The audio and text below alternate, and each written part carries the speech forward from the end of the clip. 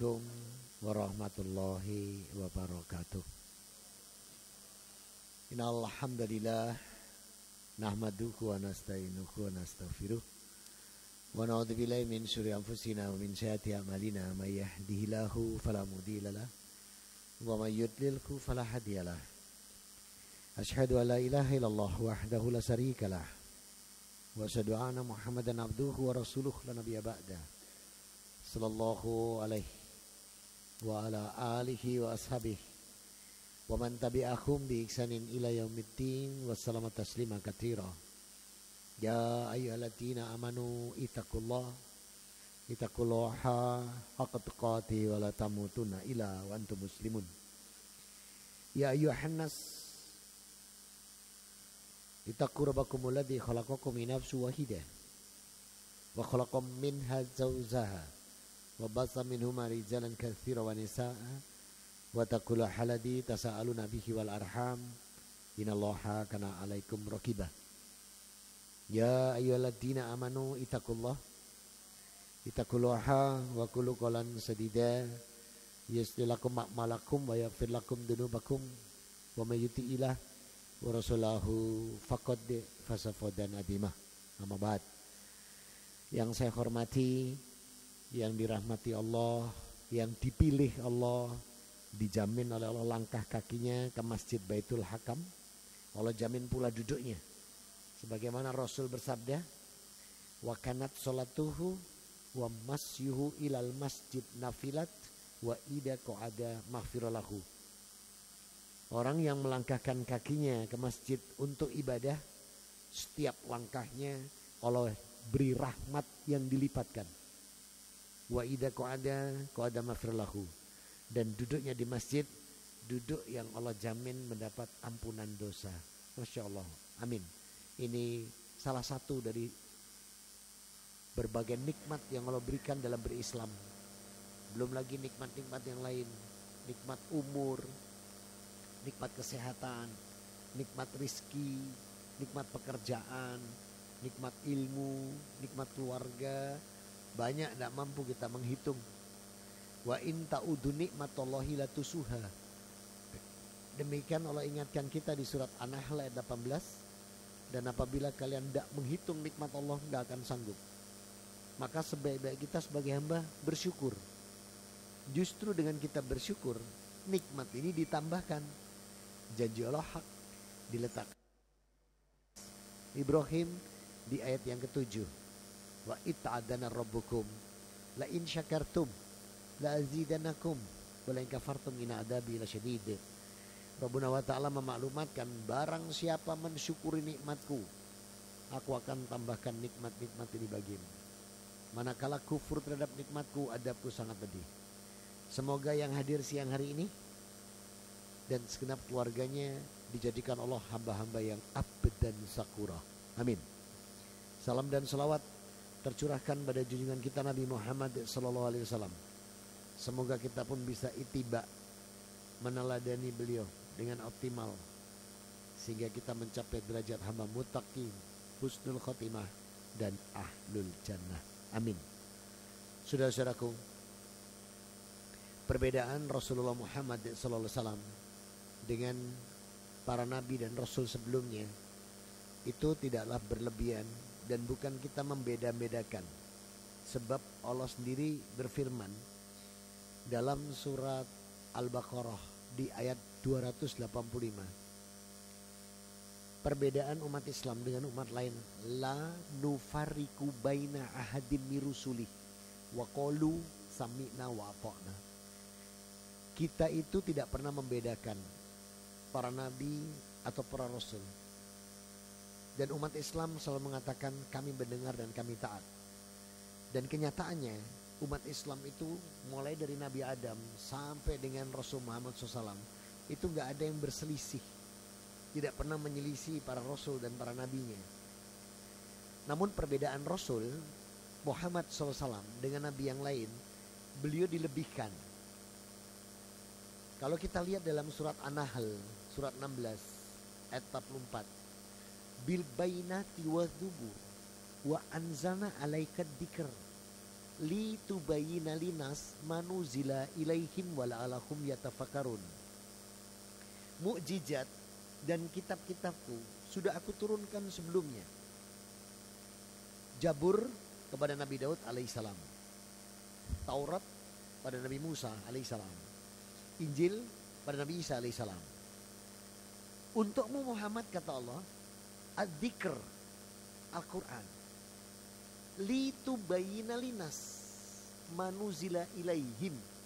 Tugasmu Muhammad menjelaskan semua kitab yang sudah aku turunkan. Bayangkan, Rasul Muhammad SAW punya tugas litubayyina linas manuzila ilaihim, menjelaskan semua kitab yang sudah diturunkan. Ilaihim jamak. Kalau cuman Quran ilaih, ini ilaihim jamak. Tugas Rasul itu menjelaskan semua kitab, Zabur, Taurat, Injil, Al-Quran. Padahal beliau buta huruf, beliau ummu, tidak mampu. Tapi Allah katakan di sini, lutibayyina linas manuzila ilaihim wa la'allahum yatafakkarun. Tugasmu Muhammad menjelaskan semua kitab yang sudah aku turunkan. Kenapa demikian? Karena dalam Al-Quran ini itu Allah bedakan dengan kitab yang lain. Karena dalam Al-Quran ini itu 3 kitab sebelumnya dalam bahasa Ibrani. Zabur, Taurat, Injil itu dalam bahasa Ibrani semua. Kenyataannya banyak mereka melakukan distorsi. Distorsi itu campur tangan manusia untuk tujuan-tujuan tertentu. Nah, maka Allah turunkan Quran ini dalam bahasa Arab. Dalam surat Al-A'qaf, surat 46 ayat 12. Allah berfirman, wa min qablihi kitabu Musa imama wa rahmah wa hada kitabul musaddiqal lisanan arabiyya litundirul ladina dolamu wa busra lil muhsinin. Sebelum Al-Quran sudah aku turunkan kitab sebelumnya pada Nabi Musa, yakni Taurat, sebagai petunjuk dan rahmat. Kemudian kami turunkan Al-Quran dalam bahasa Arab untuk membenarkan kitab-kitab terdahulu, sekaligus menegur mereka yang dolim dan memberi kabar bahagia kepada orang yang beriman sekarang ini.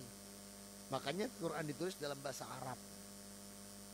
Karena ketika dikasih bahasa Ibrani diganti-ganti semua. Contoh, ketika proses penyembelihan Nabi Ismail diganti Ishak. Contoh lagi di surat 9 At-Taubah ayat 30. Orang Yahudi bilang Allah punya anak namanya Uzair.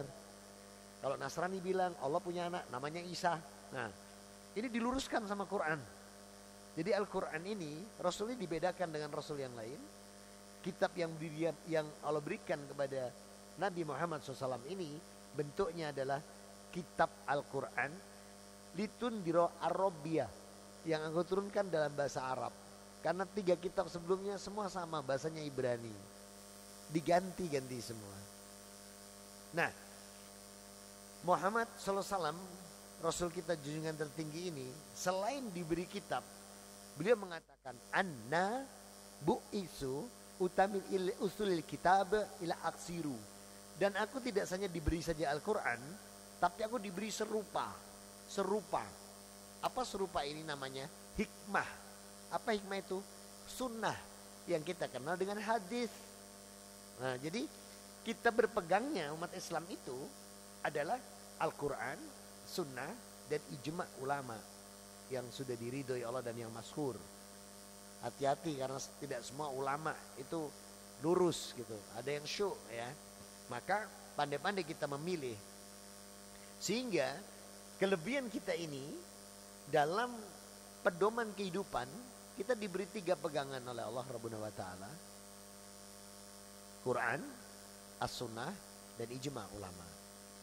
Ketika Rasul Muhammad SAW sebelum wafat, beliau bersabda, itu di pangkuan Aisyah, lengkap, yang kibar lengkap ini. Jadi ada Abu Bakar As-Siddiq radhiyallahu anhu, ada Umar ibn Khattab, ada Ali bin Abi Thalib, ada Utsman, itu lengkap. Dengan bahkan Jibril pun ada, cuman Jibril di belakang dan tidak mau menampakkan diri pada Rasul karena beliau enggak tega. Kalimat Rasul, tamastakum wa tadilu biha kitabullah sunnati wa sunnatu khulafa'ir rasyidin. Kalian akan selamat dunia akhirat selama berpegang pada Quran, sunnah, dan ijma' ulama, terutama yang datangnya dari Khulafaul Rasyidin. Ini aman. Sehingga kalau tidak kita mau berpegang pada hadis, banyak sekarang pendapat yang ngawur begini. Gak usah pakai hadis saja sudah. Masa ormas ini bertentangan, yang soleh, yang gak soleh lah, yang ini Quran saja. Oh enggak bisa. Gimana kita cuma berpegang Quran saja tanpa hadis? Gak mungkin. Contoh, surat Al-Hajj 22 ayat 40 ayat 77. Ya ayyuhalladzina amanur ka'u wasjadu. Wahai orang beriman, rukuklah dan sujud. Coba cari di Quran, ayat berapa? Surat apa? Tentang sujud, tentang rukuk. Gak ada. Yang ada cuman amarnya, perintahnya. Rukuk sujud. Nah yang menjelaskan rukuk, yadaihi ala rukbataihi wa khobidun doharu roksahu, itu hadis. Tangannya di atas lutut menggenggam, kemudian punggungnya dan kepalanya membungkuk lurus. Itu tidak ada di Quran. Yang ada di Quran cuma perintahnya yarka'u wasjudu, rukuk dan sujud. Sujud seperti apa? Kalau nggak dari hadis nggak bisa kita. Maka Rasul mengatakan sujud itu adalah yadaihi fil ardi qabla rukbataihi, menurunkan tangan sebelum lutut ke dalam bumi, wasida sajadu di atas, kemudian meletakkan dahi dan itunya itu baru dikatakan sujud gitu. Kemudian yadaihi hatwa mangkibai sumahati adwa adunuhi, membukakan tangan di sini, itu nggak ada di dalam Quran, yang ada hadis semua. Jadi tidak mungkin kita hidup tidak dengan hadis Rasul Muhammad SAW.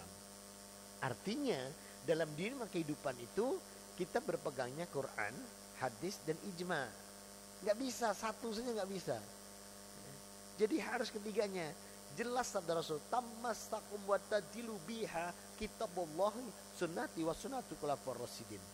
Kalian selamat dunia akhirat kalau pegangannya itu Quran, sunnahku, dan ijma ulama yang diawali dari punyanya khulafaul rasyidin. Itu aman. Dan ini sabda Rasul sebelum wafat. Itu ibadah. Puasa juga sama. Kita perintahnya puasa cuma satu. Al-Baqarah 183 lagi. Ya ayyuhalladzina amanu kutiba alaikumusiyam kama kutiba alaikum qablikum la'allakum tattaqun. Wahai orang beriman, berpuasalah kalian sebagai umat sebelum kalian. Puasa. Apa itu puasa? Itu kalau gak lihat hadisnya gak bisa. La ata'amahu fil ila fajri ila kudu maghribi. Gak boleh makan dan minum sebelum matahari terbit sampai dengan terbenamnya. Syarat-syaratnya, sunah-sunahnya. Wasahur fa innahu surikum barokah. Suruh sahur. Itu gak ada di Quran. Itu semua penjelasan Rasul. Itu ibadah. Belum amalia lain. Contoh kesehatan. Kesehatan Allah cuma menjaga. Jagalah kesehatanmu, suruh jaga kita. Perintahnya saja. Gimana cara menjaga? Banyak. Ada fasduh, ada bekam. Ini semua dari Rasul Muhammad SAW. Dan tadi Allah katakan, kalau kamu mengikuti aku, mengikuti Rasul, itu dunia akhirat kita dicintai Allah. Selain dicintai, dosa dan kesalahan kita diampuni. Berarti kita jaminan masuk surga. Karena Allah letakkan ini di Ali Imran 31. Kul in kuntum tuhibunallaha fatabi'uni yuhibbukumullah wa yaghfir lakum dunubakum wallahu ghafurur rahim. Muhammad katakan sama hamba-hambaku, ikuti aku. Maka siapa yang mengikuti Rasul dalam cara beribadah, dalam cara bermuamalah, dalam cara berukhuwah, dalam cara menjalankan syariat, dalam cara akhlakul karimah, apa jaminannya Allah? Yuhibbukumullah. Hidupnya dicintai Allah. Kemudian wa yaghfir lakum dunubakum, dosa dan kesalahannya diampuni. Cinta loh, Allah pakai kata hibu. Kalau sudah cinta, yang cinta Allah, itu semua kebutuhan kita dicukupi karena kita dicintai Allah. Dan ini Allah letakkan di surat 65 ayat 2, ayat 3, ayat 4, ayat 5. Wa may yattaqillaha yaj'al lahu makhraja. Apapun kesulitan yang akan kita hadapi, dibukakan oleh Allah jalan keluar. Gak usah takut. Sekalipun sudah pensiun umpamanya, udah tua dan gak kerja, gak usah takut. Wa ma min dabatin ila Allahi rizquha. Wa ya'lamu mustaqarraha wa mustauda'aha kullum fi kitabim mubin. Dalam surat 11 ayat 6. Tidak ada satupun makhluk di muka bumi ini yang tidak dijamin oleh Allah rizkinya. Allah tahu di mana cara mengambilnya, Allah tahu bagaimana menyimpannya, semua sudah tertulis. Jadi kalau ini kan rame-ramenya banyak yang lagi pensiun nih. Ya, pada pensiun pada bingung, ya opo lah pensiun, enggak usah bingung. Selama kita tadi mengikuti Rasulullah dalam cara beribadah, dalam cara bermuamalah, dalam cara berakhlakul karimah, dalam cara menegakkan syariat dan ukhuwah, enggak usah bingung. Semua dicukupi Allah. Dan Allah bilang tadi, kalau ada kesulitan tak bukakan jalan keluar. Lihat janji Allah di ayat yang ketiga. Wa yarsuhu min haitsu la yahtasib. Aku beri kamu rizki dari arah yang tidak pernah kamu sangka. Padahal sudah tidak bekerja. Sudah masa purna katakanlah. Usia sudah lanjut, tidak ada pekerjaan. Wa yarsuhu min haitsu la yahtasib. Tetap berikan itu rizki dari arah yang tidak diduga. Ini fiilnya apa? Mudhari. Mudhari loh fiilnya. Fiil mudhari ini berarti kalau bahasa Inggris present continuous tense. Artinya rizki tak terduga itu tidak cuma sekali, tapi terus. Ini kalau sudah Allah mengeluarkan cintanya. Kemudian wa may yatawakkal 'alallah fa huwa hasbuh. Terus semua kebutuhannya tak cukupi, gak usah bingung. Di sini kita ditantang oleh Allah, ketakwaan kita, ketauhidan kita, ketotalitasan kita kepada Allah. Kalau kita totalitas, gak ada bingungnya. Ayat yang keempat, wa may yattaqillaha yaj'alhu min yusra. Semua urusannya, sawah ladangnya, keluarganya, sekolah, anak-anak dan lainnya. Wah, udah pensiun nih, gimana anak masih sekolah? Nggak usah bingung. Allah bilang apa? Amri yusra. Semua urusan keluargamu, sawah ladangmu, pekerjaanmu, keluarga, aku mudahkan. Amri yusra. Semuanya aku mudahkan kata Allah. Dan yang penutupnya yang luar biasa untuk kepentingan akhiratnya, wa may yattaqillah yukaffir anhu min sayyi'atihi. Dosa dan kesalahan kalian tuh aku hapus. Dan aku janjikan pahala surga. Ini. Jadi kita nggak bisa hidup tuh, wah Quran aja.